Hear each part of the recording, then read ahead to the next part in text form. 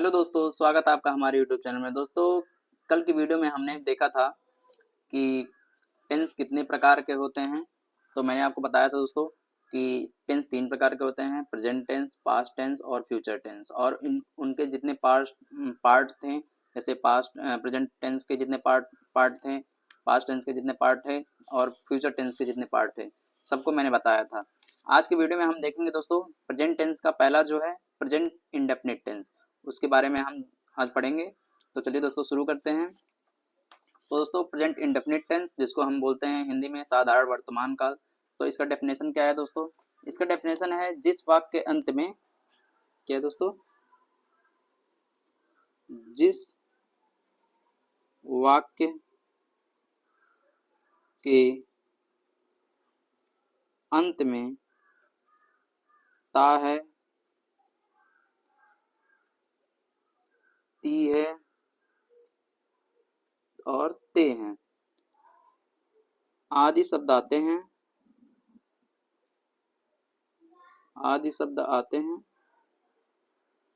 उन्हें हम present indefinite tense, present indefinite tense कहते हैं। ठीक है दोस्तों, अब देखिए इसके एग्जाम्पल क्या हो सकते हैं। इसके एग्जाम्पल जैसे, अब एग्जाम्पल आपको दूं तो राम घर जाता है, वे खाना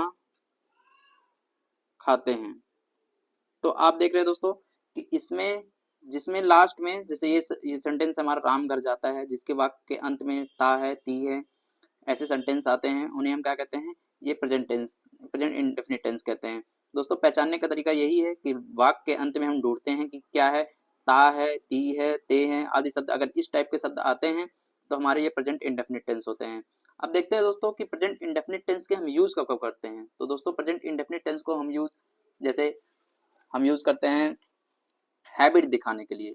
अब यहाँ पे देख सकते हैं हैबिट दिखाने के लिए प्रेजेंट टेंस का यूज करते हैं, प्रेजेंट इंडेफिनिट टेंस का यूज करते हैं हैबिट दिखाने के लिए, डेली रूटीन में और यूनिवर्सल ट्रुथ और जनरल फैक्ट में। इन सब में हम प्रेजेंट इंडेफिनिट टेंस का यूज करते हैं। जैसे हैबिट मतलब क्या हो गया, जैसे मैं रोज सुबह जल्दी उठता हूँ, तो ये मेरी आदत है कि मैं सुबह जल्दी उठता हूँ। वह हर दिन टहलने जाता है, तो वो उसकी आदत बन गई है कि वह हर दिन डेली टहलने जाता है। जैसे मेरे पिताजी प्रतिदिन अखबार पढ़ते हैं, तो पिताजी का डेली का आदत बन गया है कि वह डेली अखबार पढ़ते हैं। अब डेली रूटीन में क्या हो गया दोस्तों कि मैं डेली डेली क्या करता हूँ। डेली रूटीन मतलब डेली, जैसे मैं सुबह 6 बजे उठ जाता हूँ, तो मेरा डेली रूटीन हो गया। उसके बाद मैं दांत साफ करता हूँ, सुबह उठने के बाद मैं दांत साफ करता हूँ, ये भी मेरा डेली रूटीन हो गया। मैं रोज सुबह नहाता हूँ, तो ये सब डेली रूटीन में आ गए। तो डेली हैबिट, जैसे पहला हो गया हैबिट, दूसरा हो गया डेली रूटीन, तीसरा हो गया यूनिवर्सल ट्रूथ, मतलब जो हर जगह सत्य है। कहीं मतलब चाहे आप इंडिया में रहें, पाकिस्तान में रहें, ऑस्ट्रेलिया में रहें, यूएसए में रहें, कहीं भी आप रहें, तो हर जगह सही है। जैसे सूर्य पूरब से उगता है, तो ये यूनिवर्सल फैक्ट है कि सूर्य पूरब से ही उगता है। जैसे आग गर्म होती है, तो आग गर्म होती है तो इंडिया में तो गर्म होती ही है, और भी अगर कहीं जाएंगे, ऑस्ट्रेलिया में चले जाएंगे, यूएसए में चले जाएंगे, तो आग हर जगह गर्म ही होती है। पानी 100 डिग्री सेल्सियस पर उबलता है, तो पानी जो है, जो बॉइलिंग पॉइंट है उसका 100 डिग्री सेल्सियस है। तो इसका मतलब कि जो यहाँ पे उगता है, यहाँ पे जो सेल्सियस मतलब उबलता है, जो चाहे आप किस भी कंट्री में चले जाएं, तो हर जगह पानी 100 ही डिग्री सेल्सियस पे उबलेगा। ऐसा नहीं है कि इंडिया में 100 डिग्री सेल्सियस पे उबल रहा है और पाकिस्तान में जाएंगे तो 50 डिग्री सेल्सियस पे उबलता है, ऐसा नहीं है। तो सार्वभौमिक सत्य में हम कौन सी चीज का यूज करते हैं? प्रेजेंट इंडेफिनिट टेंस का यूज करते हैं। और दोस्तों हम बात करते हैं जनरल फैक्ट। जनरल फैक्ट मतलब भारत की राजधानी नई दिल्ली है, ये हमारा जनरल फैक्ट हो गया। गाय दूध देती है, शेर जंगल का राजा होता है, तो ये हमारा जनरल फैक्ट हो गया दोस्तों। अब दोस्तों हम बात करते हैं कि टेंस बनाते समय हम कितने टाइप के सेंटेंस को टेंस के रूप में कन्वर्ट करते हैं। तो दोस्तों वैसे जनरली तो 4 होते हैं जिसको हम टेंस में बनाने में यूज करते हैं। जैसे देखिए, अब यहाँ पे मैं बताऊं type of sentence, type of sentence. ठीक है दोस्तों, अब हम इसमें बात करते हैं कि कितने टाइप के टेंस हम सेंटेंस जो टेंस में हम यूज करते हैं वो कितने टाइप के होते हैं। जैसे अफर्मेटिव एक हो गया, जिसमें हम कहते हैं अफर्मेटिव। दूसरा हो गया दोस्तों निगेटिव।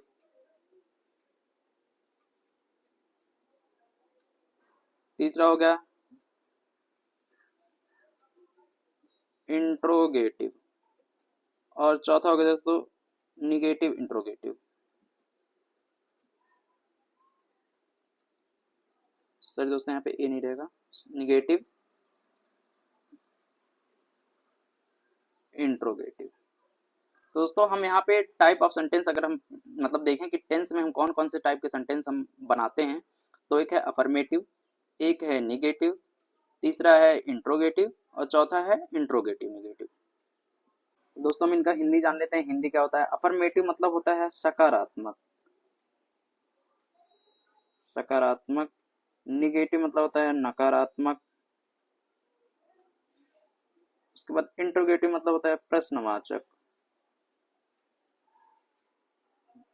और ऐसे ही निगेटिव इंट्रोगेटिव मतलब होता है नकारात्मक प्रश्नवाचक, नकारात्मक प्रश्नवाचक। तो दोस्तों ये टाइप ऑफ सेंटेंस हैं जिसको हम जो टेंस बनाते समय हम लोग सीखते हैं। तो अब शुरू करते हैं दोस्तों कि अफर्मेटिव। अफर्मेटिव सेंटेंस को हम बनाते हैं। सबसे पहला है सकारात्मक वाक्य, अफर्मेटिव। अफर्मेटिव मतलब सकारात्मक। सकारात्मक का मतलब ये हो गया दोस्तों जिसमें हम नहीं, नहीं और नहीं और ये जो क्वेश्चन मार्क होता है इसका हम यूज इसमें नहीं करते हैं। सकारात्मक वाक्यों में नहीं का प्रयोग नहीं करेंगे और एक क्वेश्चन वर्ड का प्रयोग नहीं करेंगे। जैसे वह स्कूल नहीं जाता है, वह स्कूल नहीं जाता है। तो ये अफर्मेटिव सेंटेंस नहीं है, ये अफर्मेटिव सेंटेंस नहीं है। तो मतलब ऐसा हमको नहीं बनाना है। और एक प्रश्नवाचक मतलब वह स्कूल क्यों जाता है, क्यों जाता है। तो यहाँ पे प्रश्नवाचक वाक्य, प्रश्नवाचक चिन्ह लग जाएगा। तो ये भी हमारे सेंटेंस में नहीं होना चाहिए। अफर्मेटिव में ये दोनों नहीं होने चाहिए। एक तो क्या जिसमें नहीं आता हो और एक जिसमें क्वेश्चन मार्क हो, तो ये दोनों नहीं आना चाहिए। तो दोस्तों अब हम इसका देखते हैं स्ट्रक्चर क्या होता है। स्ट्रक्चर होता है subject, subject plus V1 verb की फर्स्ट फॉर्म जिसमें यस या ईएस जोड़ते हैं, प्लस ऑब्जेक्ट। सब्जेक्ट यहाँ पे पूरा देख लीजिए, सब्जेक्ट का स्पेलिंग यहाँ पे ऑब्जेक्ट। सब्जेक्ट को कहते हैं हम कर्ता, कर्ता।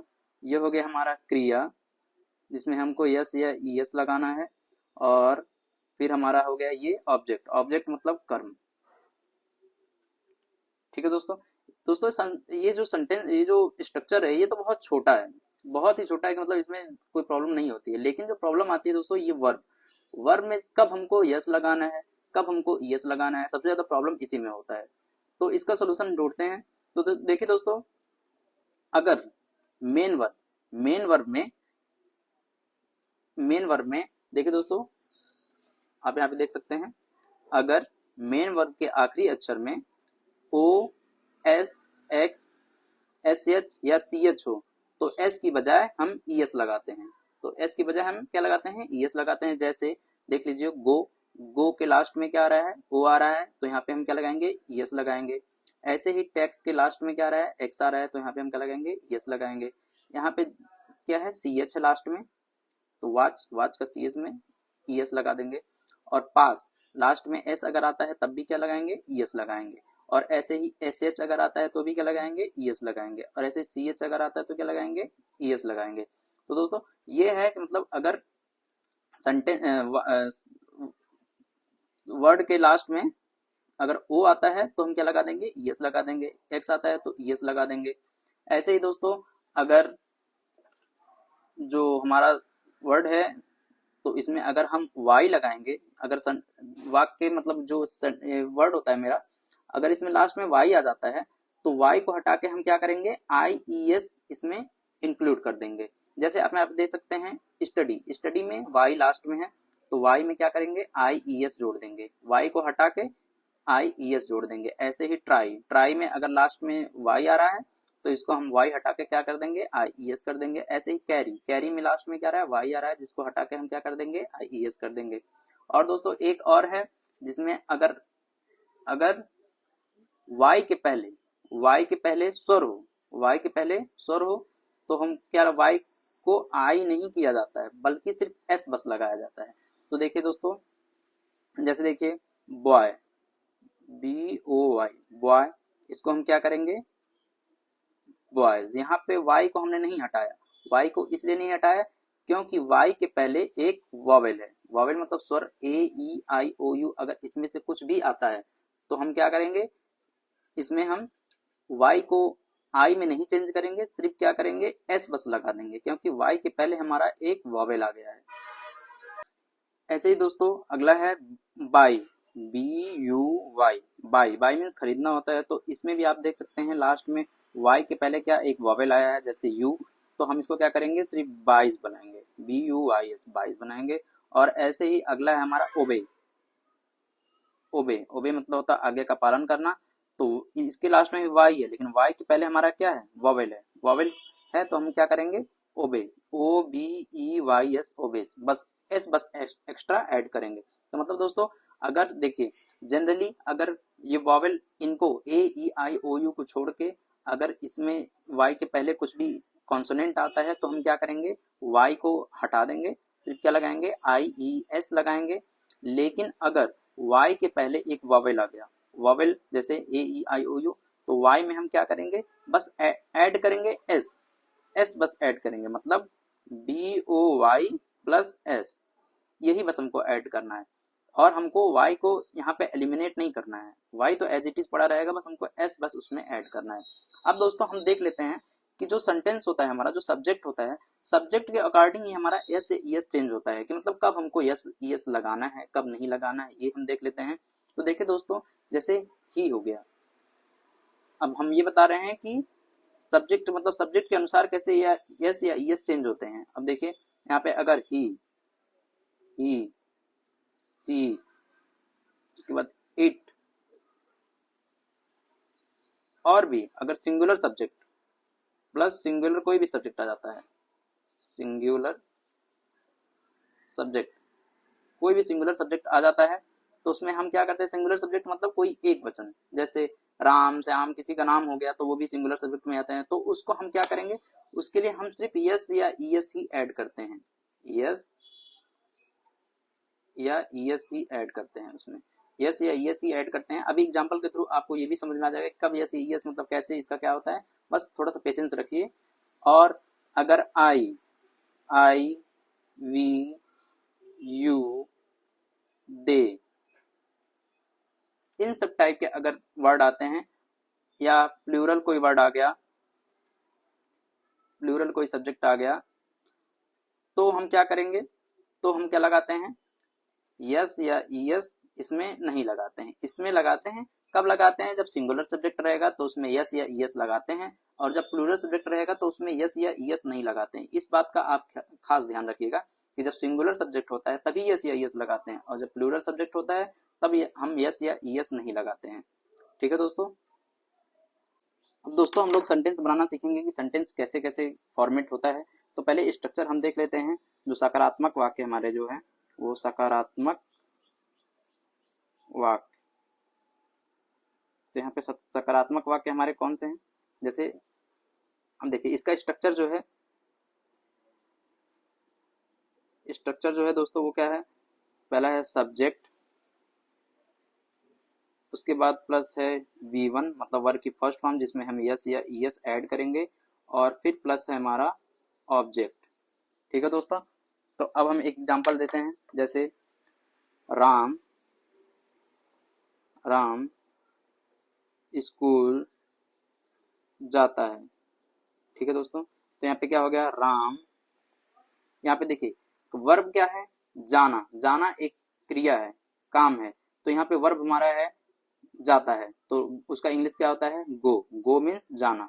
अब देखिए हमने बताया था कि सब्जेक्ट के अकॉर्डिंग ही हमारा वर्ब चेंज होता है। तो यहाँ पे देखिए यहाँ पे सब्जेक्ट क्या है, सिंगुलर है। सिंगुलर में हमने क्या बताया था, यस या ईएस हम ऐड करते हैं उसमें। सिंगुलर में हम क्या करते हैं, यस या ईएस ऐड करते हैं। तो राम गोज, देखिए यहाँ पे लास्ट में ओ है, तो हमने बताया था जिसके लास्ट में ओ आ जाता है तो उसमें क्या लगाते हैं, ई एस लगाते हैं। तो राम गोज टू स्कूल, ठीक है। तो एक यहाँ पे और देख लीजिए, मेरी बहन घर जाती है। तो यहाँ पे देखिए मेरी बहन मतलब एक बहन की बात हो रही है, एक बहन मतलब सिंगुलर हो गया। सिंगुलर में हम क्या लगाते हैं, यस या ईएस लगाते हैं। तो जैसे देखिए माई सिस्टर, अब यहाँ पे देखिए गो, गो लेकिन यहाँ पे लास्ट में ओ है और सिंगुलर भी है, तो हम क्या करेंगे, ई एस उसमें ऐड कर देंगे, गोज टू होम, ठीक है दोस्तों। अब एक देख लीजिए प्लूरल का, देख लीजिए जैसे मेरी मेरी बहनें घर जाती हैं। तो यहाँ पे देखें तो सब्जेक्ट क्या है हमारे, मेरी बहनें। मेरी बहनें क्या है, एक प्लूरल सब्जेक्ट है।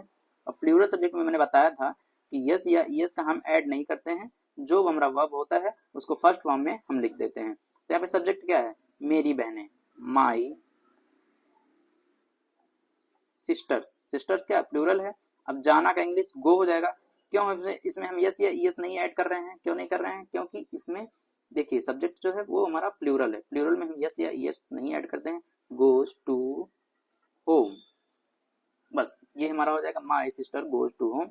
ऐसे सिंगुलर रहेगा तो हम क्या लगेंगे, यस या यस का यूज करते हैं अकॉर्डिंग टू जो वर्ब होता है, वर्ब के अनुसार ही हम यस या यस का यूज करेंगे। और अगर जब वही चीजें प्लूरल हो जाती हैं, प्लूरल में यस या यस का यूज नहीं करते हैं। तो दोस्तों ये एक हो गया हमारा सकारात्मक वाक्य। सकारात्मक वाक्य जो होते हैं वो, इसमें मैंने बता दिया कि इसका स्ट्रक्चर क्या होता है, सब्जेक्ट होता है, फिर वर्ब होता है जिसके अकॉर्डिंग यस या यस हम लगाते हैं, और ऑब्जेक्ट होता है। और सब्जेक्ट के अकॉर्डिंग हम यस या यस का यूज करते हैं। दोस्तों सबसे ध्यान इसमें यही रखिएगा, सब्जेक्ट क्या है, पहले हम देखते हैं सब्जेक्ट क्या है। सब्जेक्ट अगर सिंगुलर है तो हम यस या यस का यूज करेंगे, अगर सब्जेक्ट प्लूरल होगा तो हम यस या यस का यूज नहीं करेंगे। ऐसे ही दोस्तों हम नकारात्मक वाक्य देख लेते हैं, निगेटिव सेंटेंस। निगेटिव सेंटेंस, ठीक है दोस्तों।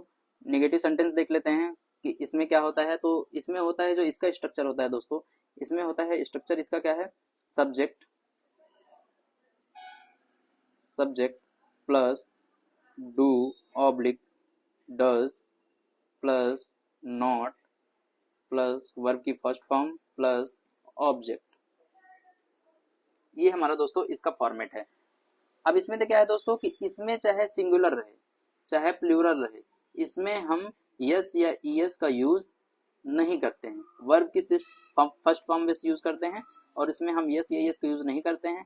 और जो हमारा ये जो हमारा हेल्पिंग वर्ब है, हेल्पिंग वर्ब के अनुसार हम डू या डज का प्रयोग करते हैं। और ये कब करते हैं, अगर हमारा सिंगुलर सब्जेक्ट है, सिंगुलर सब्जेक्ट अगर हमारा सिंगुलर है तो हम क्या करते हैं, डू या डज का यूज करते हैं, डू या सॉरी डज का यूज करते हैं, डज का यूज करते हैं। अगर सब्जेक्ट हमारा प्लूरल है तो हम क्या करेंगे, डू का यूज करेंगे, और इसमें वर्ब की फर्स्ट फॉर्म ही लगती है। अब दोस्तों हम तुरंत आते हैं अपने एग्जाम्पल पे, जैसे वह घर नहीं जाता है, ठीक है दोस्तों, वह घर नहीं जाता है। तो वह घर नहीं जाता है, इसका क्या हो जाएगा, ही। सब्जेक्ट हमारा क्या हो गया, ही। अब यहाँ पे देखिए दोस्तों, सब्जेक्ट अगर सिंगुलर रहेगा तो हम क्या किसका यूज करेंगे, डज का, ही डज। देखिए यहाँ पे डज हो गया, फिर उसके बाद क्या आता है, not, not, he does not. इसको वर्ब, वर्ब क्या हो गया, जाना, गो, ही डज नॉट गो, कहाँ, वेयर, वेयर। वर्ब से वेयर का क्वेश्चन करने पे हमको ऑब्जेक्ट मिलता है, where go, where not go, कहाँ नहीं जाता है, घर, होम, ठीक है दोस्तों। वह घर नहीं जाता, he does not go home, ठीक है। अब यहाँ पे देख लेते हैं, एक प्लूरल भी देख लेते हैं, वे स्कूल नहीं जाते हैं। तो इसका क्या हो जाएगा, सब्जेक्ट हमारा क्या है, दे, वे का क्या होता है, दे, दे हमारा क्या है, एक प्लूरल सब्जेक्ट है, सब्जेक्ट हमारा प्लूरल है, तो हम प्लूरल के सब्जेक्ट अगर प्लूरल होगा तो क्या यूज करेंगे, प्लूरल सब्जेक्ट अगर हमारा प्लूरल होगा दोस्तों क्या यूज करेंगे, डू का यूज करेंगे ना। तो यहाँ पे दे, फिर उसके बाद क्या है हमारा structure, do, they do not, they do not. अब यहाँ पे जो हमारा वर्ब है क्या है, जाने का है, ठीक है, तो वर्ब की फर्स्ट फॉर्म यूज करेंगे, तो they do not go to school, ठीक है दोस्तों, they do not go to school. यहाँ पे सॉरी दोस्तों, यहाँ पे टू छूट गया, यहाँ पे टू रहेगा, तो they do not go to school. तो मतलब दोस्तों अगर सब्जेक्ट सिंगुलर है तो हम यहाँ पे डज का यूज करेंगे, अगर सब्जेक्ट प्लूरल है तो यहाँ पे डू का यूज करेंगे, ठीक है।